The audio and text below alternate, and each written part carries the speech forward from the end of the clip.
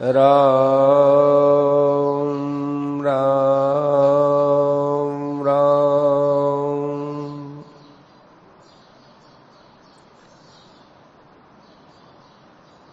सेठ जी के पास सीतामऊ दरबार आया करते थे।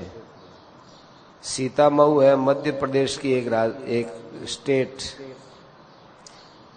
वो बहुत अच्छे प्रश्न करते थे। उन्होंने प्रश्न किया, उनको राजा जी बोलते थे, राजा थे, कि अजपा जाप कैसे होता है। संतों की वाणी में आता है अजपा जाप, बिना जप किए हुए जप होना। तो सेठ जी उत्तर दे रहे हैं, अंतर धुन लागी रहे सहजा सुमरण जान। अंदर ही अंदर एक जप होता है। खूब गौर करके देखो तो कान को शब्द सुनाई देवे, कान बंद करके देखो। एक तो अपन बोलते राम राम राम राम राम राम राम राम ये, और एक कान को यूं बंद कर दिया राम।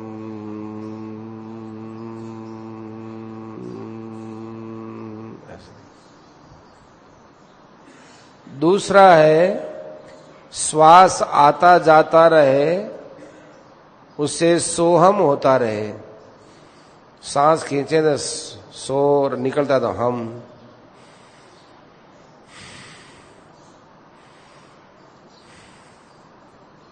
ये वेदांत का अजपा जाप है। अनेक प्रकार की विधियां हैं। अपने कहने को मतलब तो यो है कि खूब गौर करके देखो, अंदर से अपने आप जप की आवाज आती रहे। इतना अभ्यास करने से, भावना करने से होता है। श्वास के साथ में ऐसे राम राम राम राम करें और कान को अंदर ही अंदर कानों से सुने। ये चीज दिन में कम अनुकूल पड़ती है, सुनाई दिन में कम पड़ता है, क्योंकि कई ध्वनियां आती रहती हैं, किंतु रात में अधिक सुनाई देती है। सेठ जी कहते थे कि सुबह 3 सवा 3 बजे उठ करके और उस समय भगवान से प्रार्थना करनी चाहिए। नाम जप करने वाले को नाम जप करना चाहिए। इस विधि से दिन को तो अधिक नहीं, किंतु रात में अधिक सुनाई देता है। कान बंद कर लो तो और ज्यादा सुनाई देता है। कुछ गड़बड़ है माइक में।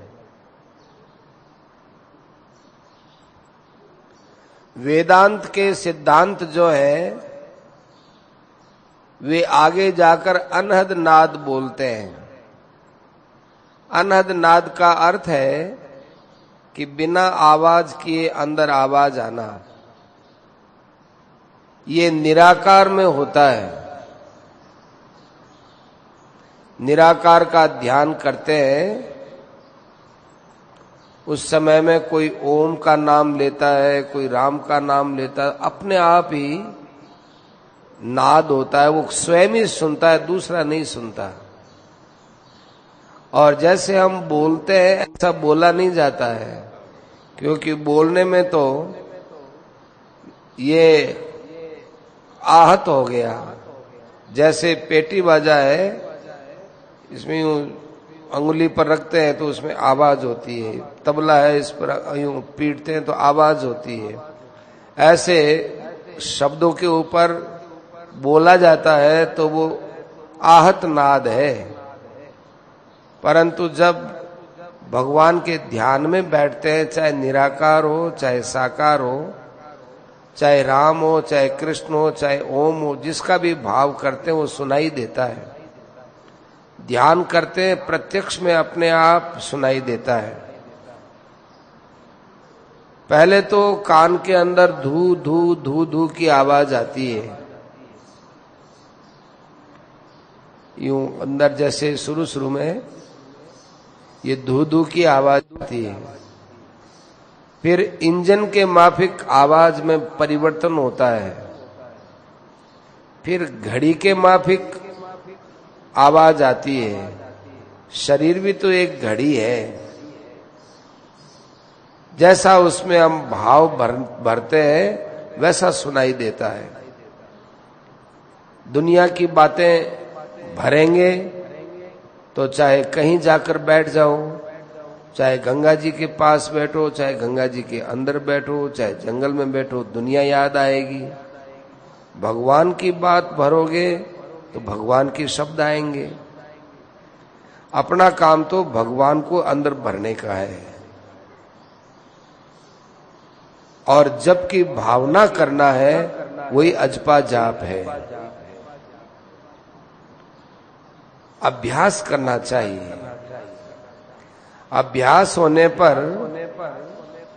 कि आसपास के शब्द सुनाई देते हैं तो जो भी आवाज आए उस आवाज में उस आवाज को मिला के सुनना चाहिए। बताया था ना कि पहले धों धों की आवाज आती है, फिर इंजन जैसी, फिर घड़ी जैसी, ऐसे जो शब्द सुनाई देते हैं एक सेकंड में कई बार ऐसा होता है। इतनी देर में मुंह से राम राम राम राम राम राम कहें, उतने में कई शब्द अंदर ही अंदर प्रकट हो जाते हैं।